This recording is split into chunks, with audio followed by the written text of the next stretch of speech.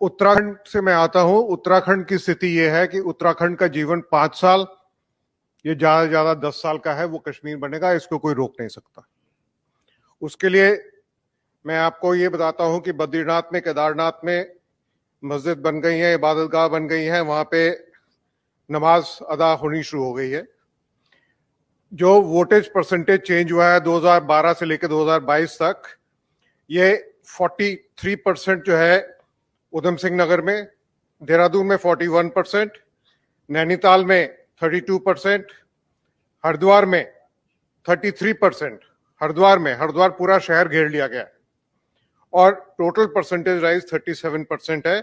और ये 20% से लेके यहां तक इतनी परसेंटेज राइज हो गई है।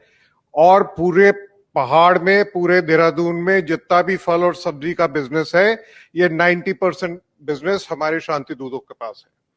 2012 में इसका एक सर्वे कराया गया था। देहरादून सिटी में 7001 ठेले वाले जो फल और सब्जी बेचते हैं, ये सारे शांति दूत थे और उसमें से अधिकांश जो है वो बांग्लादेश से आने वाले थे। उसकी पूरी लिस्ट तैयार करके, मुझको इसको कहने में कोई शर्म नहीं है और कोई हिचक भी नहीं है, जस्टिस शंभुनाथ श्रीवास्तव जी ने ये सर्वे करवाया था और इस सर्वे करा के बीजेपी की गवर्नमेंट को दिया गया था कि मुझको पुलिस मुहैया करा दीजिए और मैं इन सबको डिटेंशन, जो कि स्टेट का सब्जेक्ट है, डिटेन कर दूंगा, डिटेक्शन में डाल दूंगा और इनको डिपोर्टेशन गवर्नमेंट ऑफ इंडिया करेगी।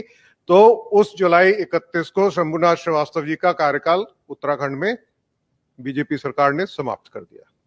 तो ये हमारी स्थिति है।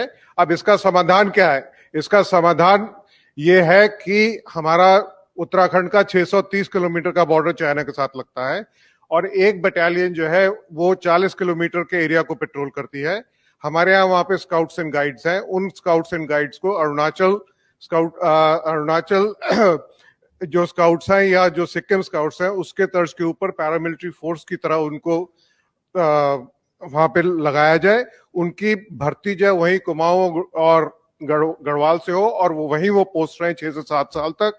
और उनके परिवार को, क्योंकि हमारे यहाँ एक कार्यक्रम चल रहा है जिसमें फिशरीज में और पिगरीज में 80% गवर्नमेंट सब्सिडी देती है, तो अगर हम पिगरीज को वहां पे लगा देंगे तो हमारे शांतिदूत शायद उनको बर्दाश्त नहीं करेंगे, तो वो वहां से निकल जाएंगे और हमारा समाज जो है वो फर्स्ट लाइन ऑफ डिफेंस वहां पे बन जाएगा। ये एक मेरा सुझाव है जो मैं कि धामी साहब को भी दे चुका हूं, सबको दे चुका हूं, और उससे हम उत्तराखंड का जीवन बढ़ा सकते हैं और जो होनी है उसको थोड़े दिन के लिए टाल सकते हैं। हमें टाइम मिल सकता है लड़ने के लिए। तो ये दयनीय स्थिति है पूरे।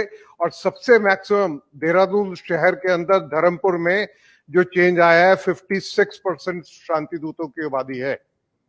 देहरादून सिटी भी सेफ नहीं है, कोई कॉलोनी सेफ नहीं है। देहरादून में क्या आप कर सकते हैं उसका सोल्यूशन?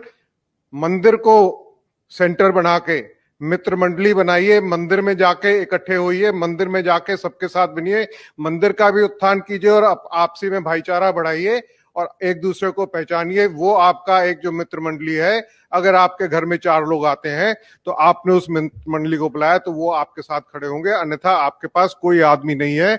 आपने अगर हथियार भी ले लिए तो उसमें 6 गोली होंगी, कितने लोग मारेंगे उसके बाद आप मरेंगे अवश्य, ये पक्का है।